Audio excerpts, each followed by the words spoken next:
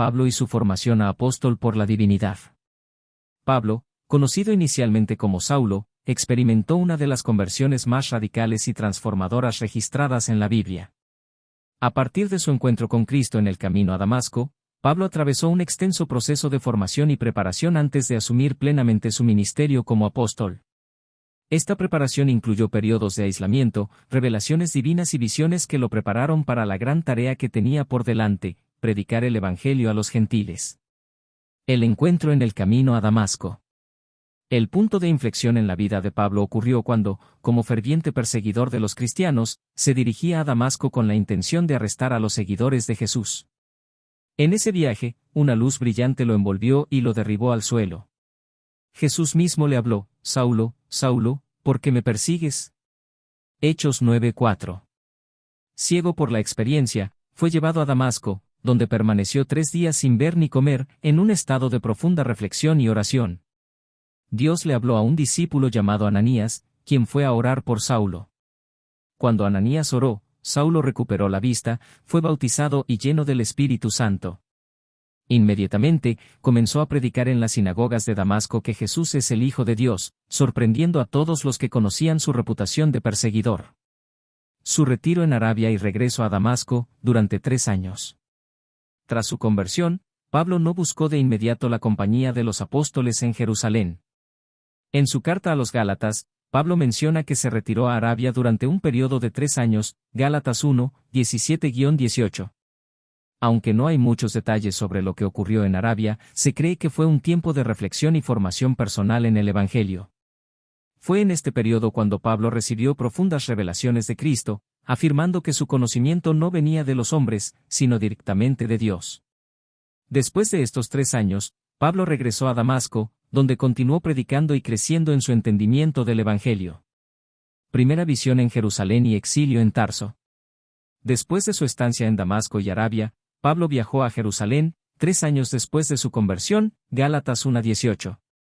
Allí se reunió con Pedro y Santiago, pero su presencia causó inquietud entre los creyentes, quienes aún desconfiaban de su cambio.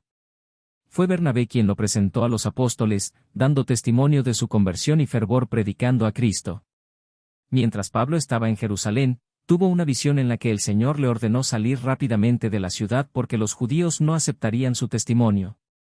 Jesús le reveló que su misión principal sería hacia los gentiles, Hechos 22, 17-21. Siguiendo esta instrucción, los hermanos en la fe enviaron a Pablo a Tarso, su ciudad natal. Pablo permaneció en Tarso durante un largo periodo, que algunos estudiosos estiman entre 6 y 10 años. Este tiempo fue crucial en su preparación. Aunque la Biblia no detalla ampliamente este periodo, se cree que Pablo continuó predicando y profundizando en su relación con Cristo. La visión del tercer cielo. Uno de los eventos más misteriosos y significativos de la vida de Pablo ocurrió durante este periodo. En 2 Corintios 12, 2-4, Pablo relata una experiencia extraordinaria que ocurrió hace 14 años. Aunque Pablo habla en tercera persona, los estudiosos creen que él fue el protagonista de esta experiencia. Pablo fue arrebatado al tercer cielo y al paraíso, donde escuchó palabras que no le era permitido repetir. Esta experiencia celestial fue una de las muchas visiones y revelaciones que marcaron su vida y lo prepararon para su misión apostólica.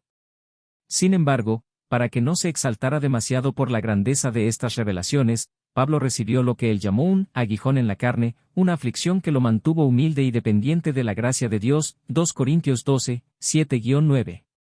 Llamado en Antioquía y comienzo de su ministerio apostólico. El siguiente capítulo en la vida de Pablo comenzó cuando Bernabé lo buscó en Tarso y lo llevó a Antioquía, Hechos 11, 25-26. En Antioquía, Pablo comenzó a predicar activamente entre los gentiles, y fue en esta ciudad donde los seguidores de Cristo fueron llamados cristianos por primera vez. Aquí, el Espíritu Santo habló a la iglesia y apartó a Pablo y Bernabé para la obra misionera, Hechos 13:2, marcando el inicio de su primer viaje misionero. Conclusión, un proceso de formación divina. El viaje de Pablo desde su conversión en Damasco hasta su primer viaje misionero fue un proceso extenso de preparación. Incluyó momentos de aislamiento, visiones celestiales y un tiempo prolongado de espera y maduración en Tarso.